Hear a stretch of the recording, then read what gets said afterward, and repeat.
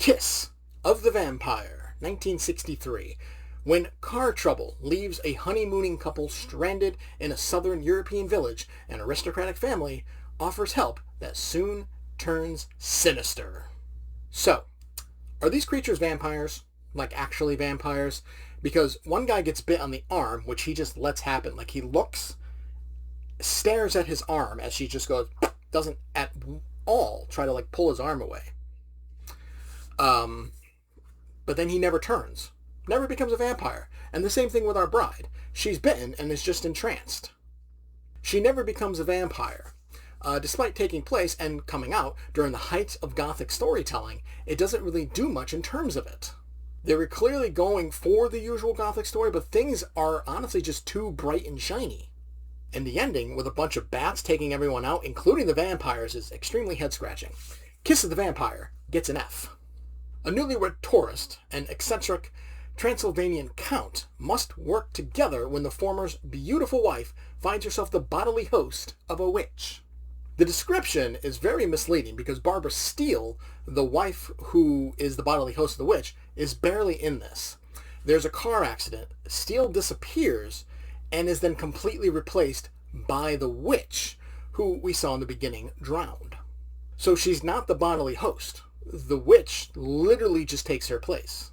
Considering Steele was only available for a single day for filming this, I get the change, but the summary needs to be different.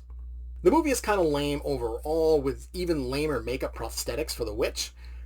I can see this being categorized as so bad it's good kind of movie though. I give She Beast a D-. Asylum, 1972. A young psychiatrist applying for a job at an asylum is given an unusual test. Figure out which patient inside the hospital is the hospital's former head doctor.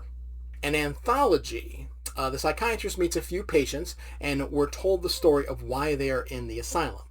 Each story is well told, but not all of them land. The second one, featuring the great Peter Cushing, is probably the overall best, thanks to his performance and the general story.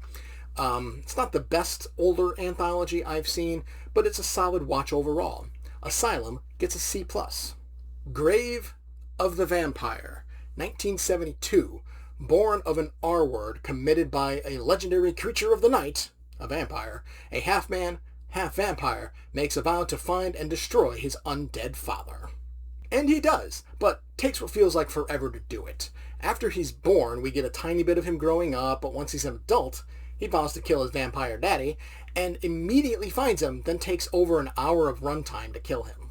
And for a half-vampire, he doesn't actually turn into one until literally the final moments of the movie. The movie's campy, and not in a good way, poorly acted slop. Grave of the Vampire gets an F. Thank you for watching Fatman Inc. Rapid Fire Horror. Leave a like if you enjoyed and a comment to discuss your thoughts. Make sure to subscribe to see more reviews of horror movies new and old. Thanks again for watching, and I'll see you next time.